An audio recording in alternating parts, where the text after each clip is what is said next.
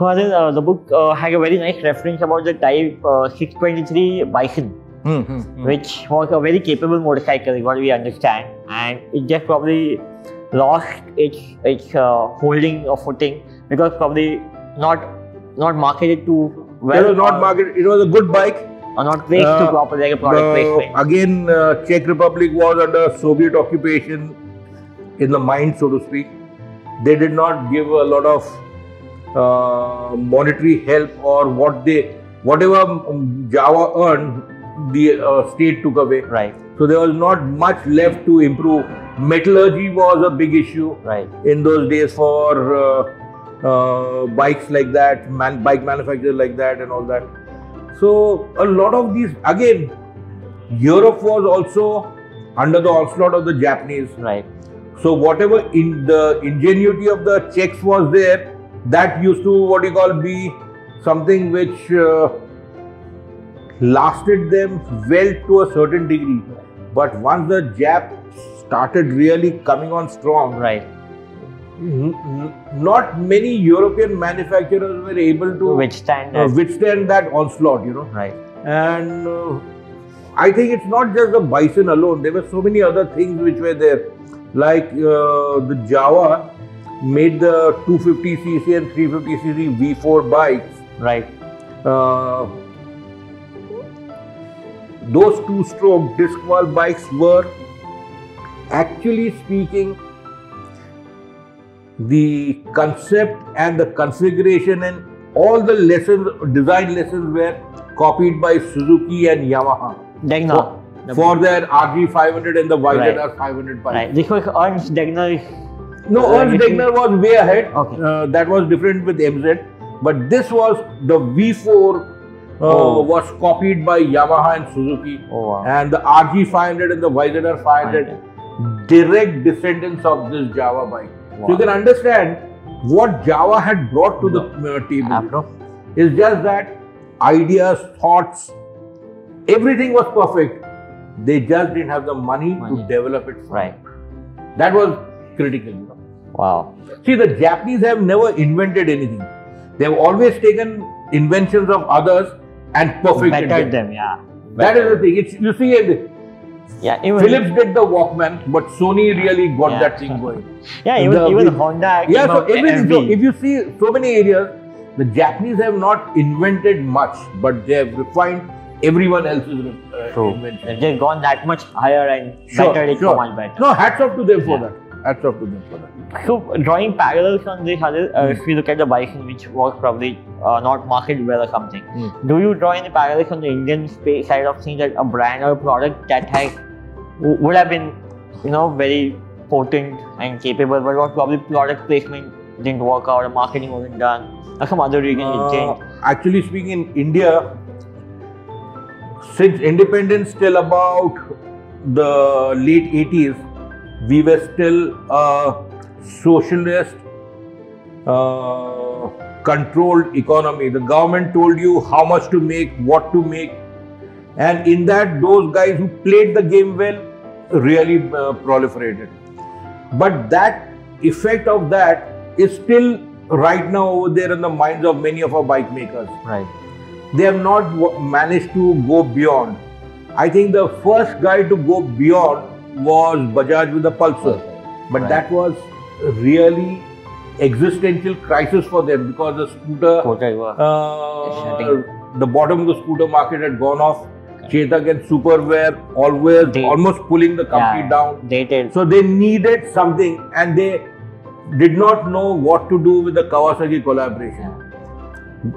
I was involved there at that time. I would hear people saying, we want the power of the Yamaha RX100 and we want the fuel efficiency of the Hero Honda CD100. Both things don't match. The KB100 was a terrific bike, good bike, and it should have been left there what it was.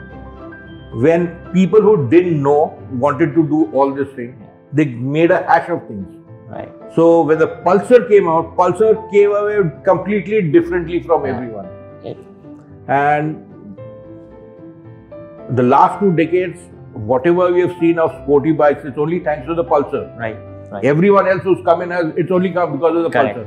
if the Pulsar had not come out, I don't think we'll still be what you call riding plodding bikes up till now. Absolutely, I don't think so either. In that sort of sense, it's difficult to put a finger on anything. And as you said, Pulsar happened like a necessity for Bajaj. Yes, it happened necessary, but they also identified if they have to make, India had grown up by that time. We were looking at that thing. One other thing which I can see, the SX100 Enduro, which came in the early 90s, was a brave attempt to do an on-off-road bike. And here is where they heard me. Unfortunately, in the 1990s, it came with a style which was 1960s. Right. So it didn't work out well at all. They had got the stance, but the suspension and everything was just, they did not know how to do that. So unfortunately it failed. Because it failed, everyone else stopped thinking also of an on-off-road bike. Yeah, which I think is a wrong sort of thing, which again showed the inadequacies in the mind of our product planners from. So till Honda came in with its Impulse, which was good. Yeah, exactly. With an on-off-road bike for the road and give you a lot of pleasure off the road as well. To a certain extent. Absolutely, absolutely.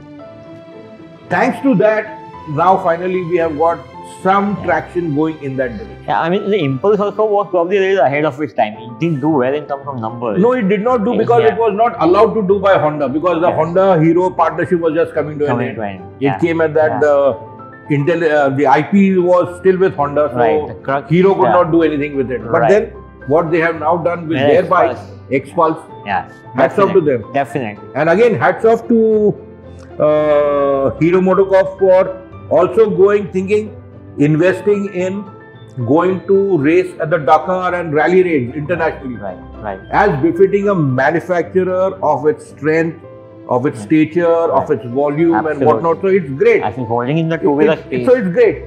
But the same yardstick, think about it. Mahindra going MotoGP racing, Moto3. Hats off to them for what they did. No one else ever had even the gumption to think MotoGP. Correct.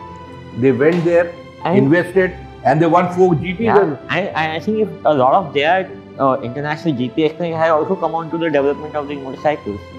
This bike has got a lot of things from that lot because the same outfit in Varese where they have got has worked on this engine. Exactly. So quite a lot. I mean, there are benefits of going there, learning and applying it on you road have and to learn. See, you have to learn, and you don't need to always succeed in racing.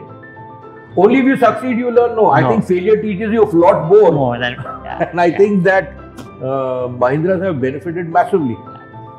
Wow. I mean, it's just it's so telling. My question basically was because I wanted to know. I was going to bring the topic to the Impulse because of that only. There have been some products like Bison. Let me just share a small secret with you, which is not a secret. It's Please. Classic Legends has 2 brand names in its portfolio, Java and BSA. Right. But with Burman coming in, it also has a third, which is GSD. So please put your thinking caps on and see where product extensions can go. Where the git chopper fits, the pieces fit now. Oh, that's thanks for that secret. It's an open secret. You didn't need a genius to what you call or an Einstein to tell you that. To club them together, I think a lot of our viewers probably won't be. But let's not forget, in this BSA has a rich history of doing very well in International World Championship Motocross. Absolutely. So BSA is also coming. So you can think about that as well. I mean, I think it's a befitting approach for them to have one road bike like this going and then building multiple different platforms. Because I think it's the need of the hour, because who ever thought, say even in early 2000, that we would have an adventure bike as a segment. It's now today one of the best high profile segments in the motorcycling world. Absolutely. So yes, so there are genres which come across. A manufacturer cannot exist with a 1 or a 2 model portfolio. Right. It will have to spread it. The best example I can give you of a newborn brand who has done very well in the last 20-30 years is Triumph. Look at what it has done. It now straddles every sort of segment in the Absolutely. market.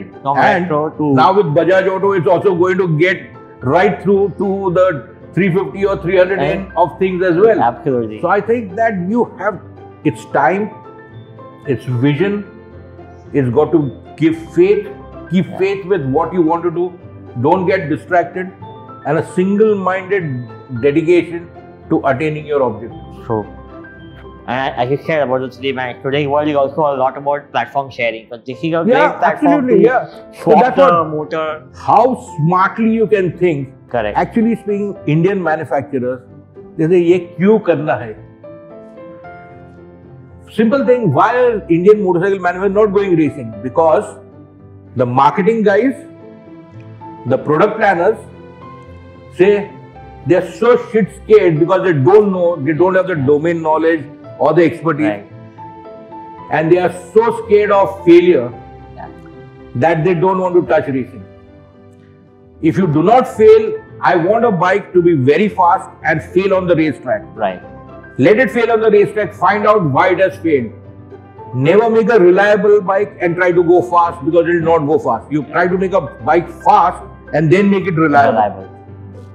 Our thing is completely different, and that's how the amount of races Yamaha, Suzuki, Kawasaki, Honda have failed in is much more than what they have won. Absolutely. But that's here, our guys say we have to win only. And the R&D guys are all opposite. They just want to go racing. No, not all R&D guys. No, in India, generally, India, we want to what you call say, can we get 2 kilometers per liter fast? More. And today it's not there.